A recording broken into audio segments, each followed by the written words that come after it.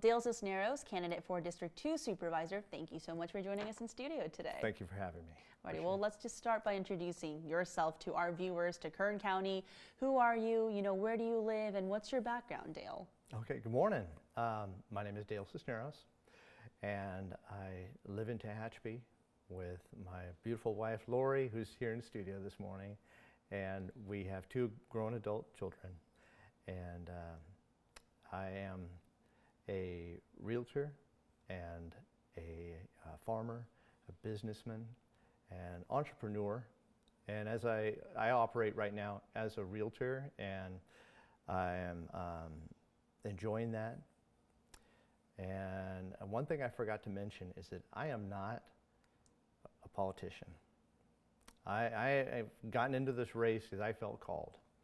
And I am a grassroots American patriot, and I believe in the Constitution, and I have experience in business management, and it includes 20 years plus of management experience at the upper level management, middle management, and in construction, finance. And so I believe I'm uniquely qualified for this term to serve. And I know when you and I spoke last time, you had mentioned you've always wanted to run for public office, specifically this 2nd district, or District 2 Supervisor seat. Mm-hmm. And so I want to ask, what made you feel like this was the right time, especially after the vacancy occurred in, a pretty complicated manner? Right, which was a tragedy, and at the same time, I care about the people in Kern County, and I want to make a difference. And my wife and I have been thinking about this, praying about this for about 8 months, and we understood that the prior supervisor was considering running for, I think, Assembly at the time, and we talked about the opportunity. If that happened, then I would start making inroads into that running for the campaign. And I think that, sorry, I need to break.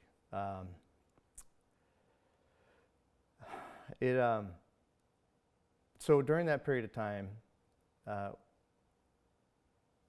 we came into the new year, started moving toward that, found out that things happen, and then we began to just, like everyone else in Kern County, just get a little more concerned about what's happening. Why is it that it's quiet at this time? That we haven't had any answers. And so we attended the meetings and began asking for the former supervisor's resignation. And in talking with the people in my community and other communities, we're frustrated. We were frustrated because we had no answers, and for the longest time we were not only being ignored, and then finally abandoned by the former supervisor. And there was really no outreach or help. And this is from communications that I've had with different areas of District 2. They've felt left behind, left out for a long time. So one of the things I want to do is hold regular meetings with each community and talk with them and find out what they're concerned about and what ideas they have, and then be that bridge with the other supervisors and look for solutions. I mean, the district, as you know, is so vast. It's geographically the largest district here in Kern County. Yes, so, it is. To meet with people in Maricopa and Taft and those in, like Mojave, for example, how do you meet with them regularly? How do you organize those community meetings and travel up and down, east and west of the district? That's a good question. It's new. So my thoughts are making online town hall meetings available, being able to, or making time to go to each community once a month once a quarter, whatever it needs to be, because this is a full-time job. So I'm going to make time to do that. And obviously this is an interview about your candidacy, but because you did mention some strong feelings about the resignation of the former supervisor, I want to ask you, Dale. Again, you mentioned those strong feelings. There's this emptiness that the district feels at this point in time. You said people feel abandoned. Yes. So what is your pitch to the voters of that district that you are in fact the right person to kind of mend that hole, fill it up? Okay, yes. Again, good question. Well, I have no axes to grind with anyone. I'm a regular person, just as concerned as everyone else, and I feel like it's time for me to step up. It's a right opportunity. And because of my business experience, because as an entrepreneur, as a business owner in the past, I've had, and most entrepreneurs know this, you have to figure out new ways to navigate all the things coming at you as a business owner, especially in California, and figure out solutions to continue to not only make the bottom line, but also, especially in this type of a service, how are we going to best serve the community? How are we going to best meet those needs and make them feel heard? That's the biggest part. When people feel heard, they feel valued. And so how does all of this translate to concrete action for you? When it comes to issues, Dale, what are your top priorities for the district? Top priorities will be the oil and gas industry. It's a mainstay in Kern County for a long time. And as you and I know, most products are made with petroleum products. And so we, number one, it can't go away immediately. Even though we have green energies and the like, renewable energies coming, they're still in the transitional and the developmental phases. And so with, and again, with regulations coming down from Sacramento, we're really going to have to figure out how to maybe negotiate, stand our ground if need be. Because there are things that are unreasonable for businesses that are taking place right now. And one of the thought processes, and it's just, we're just beginning to think this through, is that Kern County operates as a general law county. Right. And we're noticing that there are other counties that are switching to charter law, or charter counties. That could be a solution. Other things that are taking place in Kern County is homelessness. That's a huge battle. And not only do we have regular people, everyday people on the streets that we've been working with over the years, now we're seeing an influx because of the open border, because of the drugs that are being trafficked over the border. We're seeing an influx. And so we're seeing a lot of, I'm going to call them attacks on humanity, or people that are already struggling are now being hit with more and more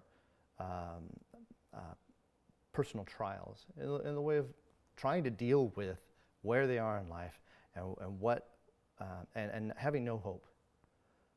So I want to work together with the agencies that are in existence and the local church, nonprofits, and the like, and start evaluating how could we best work together, even improve the services and find better solutions.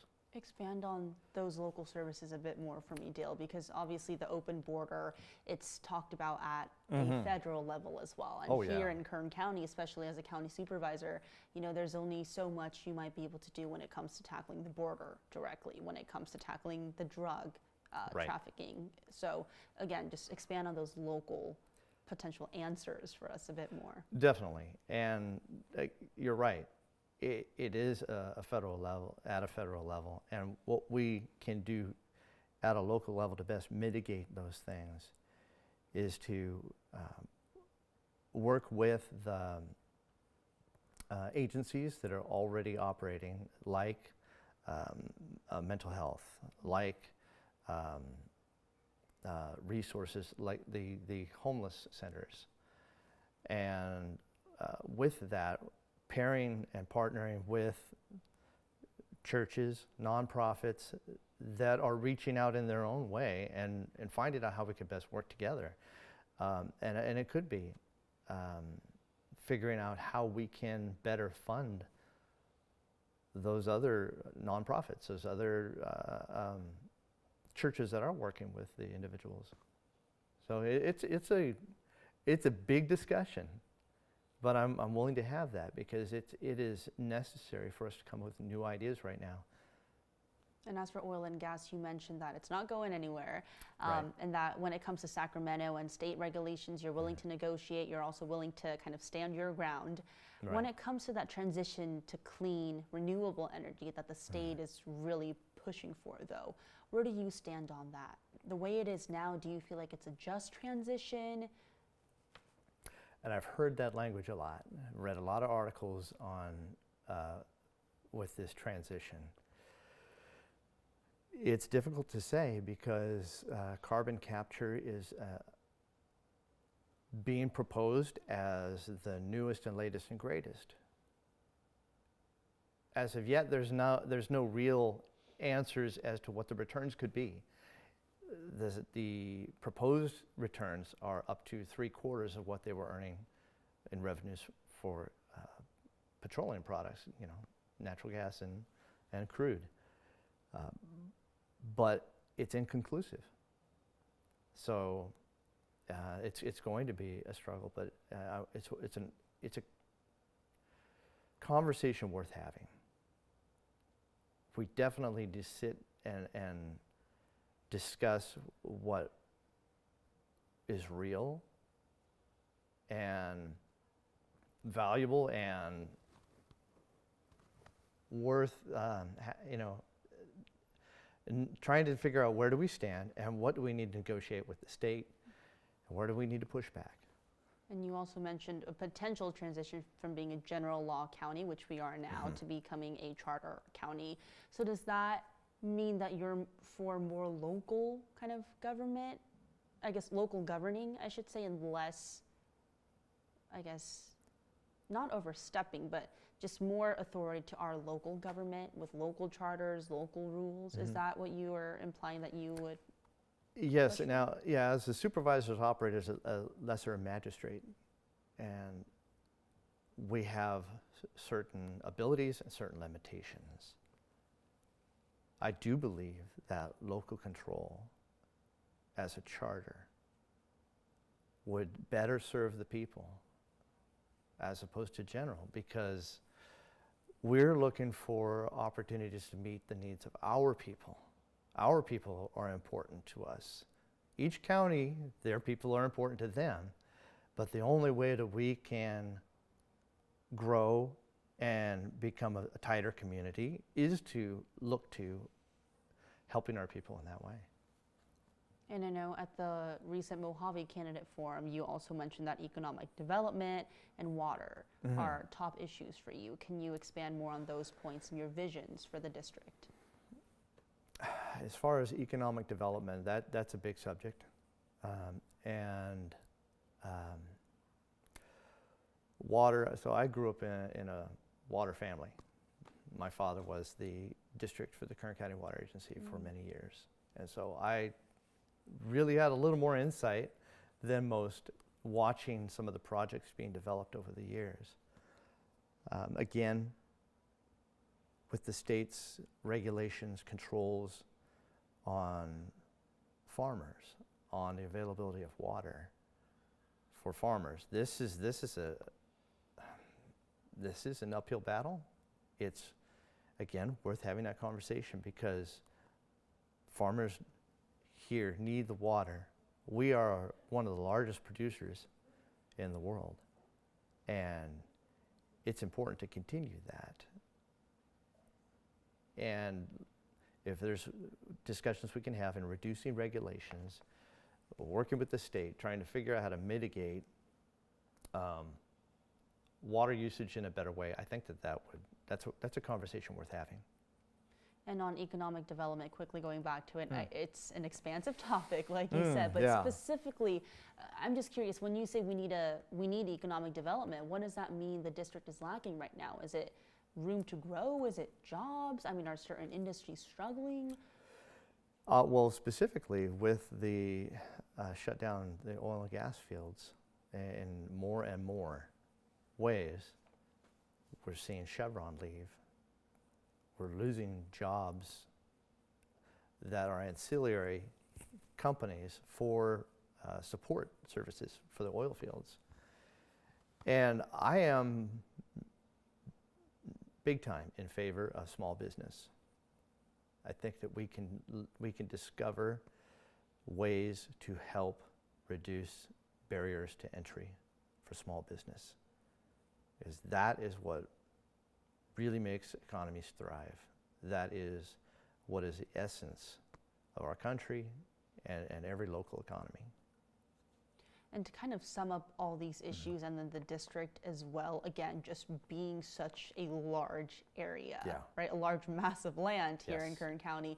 What are really the problem areas you see, areas that you truly feel have been neglected for so long, and areas that you think, oh my gosh, you know, day one, I really need to jump on this and help improve these, or in towns or cities in District 2? I've had discussions with leadership in Taft in the past week. I've had some beginning discussions with the communities in the east side, and I want to continue to expand those discussions. What I'm hearing is that the county areas are far worse off in maintenance and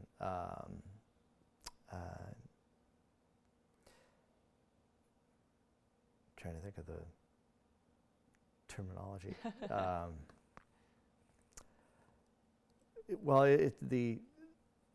Those areas are owned a lot, what I'm being told, by out-of-towners, and they're not being maintained. So code compliance, things like that. That's what I'm hearing, that these are the areas that are being neglected, and they're becoming hotspots for crime and drugs and squatters. So those are areas that need to be addressed for helping the communities in these areas to be feel safe, and so that they can attract new home buyers, new owners, and feel more comfortable opening businesses. So from you, that'd be more county oversight in a way, or I guess county management of those areas. Definitely county management. Yeah, not oversight, county management. Yes, definitely county management, because that would inspire community leaders in each area to know that they're cared for, to recognize that there is help, there are resources that we're looking into, and it's not just me sitting in a chair. Like, we've had a history of supervisors sitting in a chair, rubber stamping, or just making decisions going with the flow, instead of standing up for these areas, especially District 2, and saying, hold on a minute, time out. We need help for these areas. It's not just about Bakersfield City. It's important. We're all part of, Kern County. But there are needs. There are specific needs for these outliers and these outlying communities. Going off that point you made about the Board of Supervisors, Yes. you know, if all goes well for you in your campaign, you will be joining that very Board of Yes. Supervisors. I'm not going to ask you what your thoughts on your potential future colleagues are and, Okay. you know, how active you feel they are in the scene, but how will you, as a new supervisor, fit into that board? Again, if you feel like there's been a history of inactive supervisors, Yes. how will you fit in? How will you collaborate with the other 4 members currently? I am definitely a team player. Having my business experience, I've learned to deal with a lot of different personalities. And I really believe that I can get to the heart of a matter and help others understand what it is that I'm trying to do for the people in District 2. And also, in turn, let them know that I'm here to help. I'm also here to be a part of the team in your district. So collaboration is a big key. It's very important. Communication on the difficult discussions. Willingness to sit down and say, if I'm wrong, tell me I'm wrong and show me how I can work past maybe my misgivings, my misunderstandings. And then likewise, I want to be able to have that inroad into each one. But it's trust. It's earning trust and then moving down that road of knowing that we can each show care and concern not only for each other, but work and collaborate for our constituents, for our voters. They're the most important ones.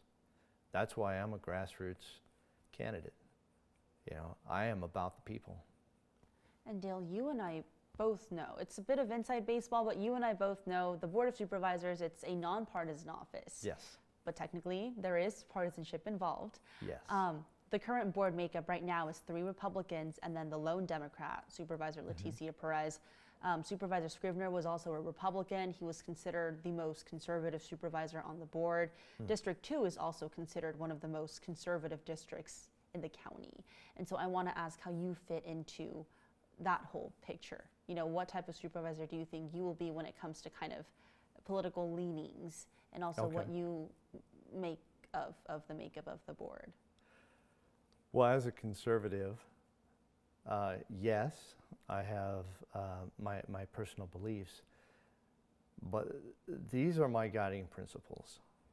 As a believer in Jesus, I know that there are 2 greatest commandments that Jesus told us to follow. So love God, which means that there's a higher power outside of us that we need to live in such a way that not just pleases him, honors him, you know, because I believe he's a good father, he's a good creator. But then we take that because there's some real human, I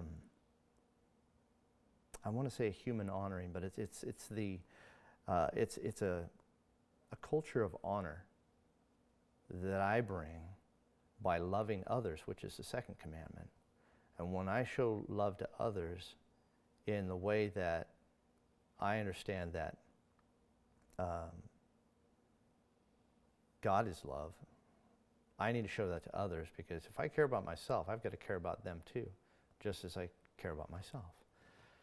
That right there is a guiding principle that completely, in my opinion, removes biases that are humanistic or about humanism. Because when it comes to one-on-one, we're all people. We're all people that care about specific things. We need food, shelter, clothing. But we also need to know that we're cared for and valued. That right there is a huge principle that I believe that will bring healing, will bring renewal, will bring cohesiveness, teamwork. This is what we need. And so I think that those will be goals that we can achieve together just by knowing that. Dale, that's it for me, but is there anything else I missed when it comes to your campaign? Well, again, I am not a politician. Again, there's been too many that have sat in that chair, from my perspective, as an individual, as a voter, that has done nothing significant in making inroads to improve our county fiscally, responsibly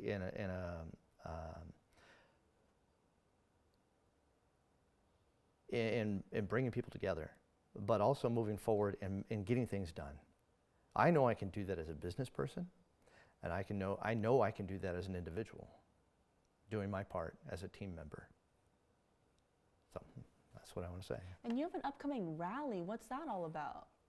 Yes. Like a rally for Are you talking about tomorrow? Is it tomorrow? There's one tomorrow that is in Tehachapi, but I have one on the 14th. It's the email, or it's the one that's going to be in front of the old Radio Shack building. That's what Darren Amos sent out. Is that the one tomorrow? No, that is on the 14th. 14th, next week, okay. Next Saturday from 11 to 4. So we're going to be waving flags, and we're going to show our American spirit, and we're going to hold signs, and we're going to show the people that we're there supporting the people. Okay. So it'll be like a very patriotic rally, but also focused on your run for supervisor. Absolutely. Okay, okay. And then Dale, I'm asking every candidate this. How old are you? I'm 55 years old. 55, okay. So I've lived, all my life in Kern County. Okay, were you born and raised in Tehachapi? No, I was born and raised in Bakersfield. Oh, and we moved to Tehachapi 7 years ago. 7 years, with Lori? Yes, with Lori, yep. Where did you guys meet?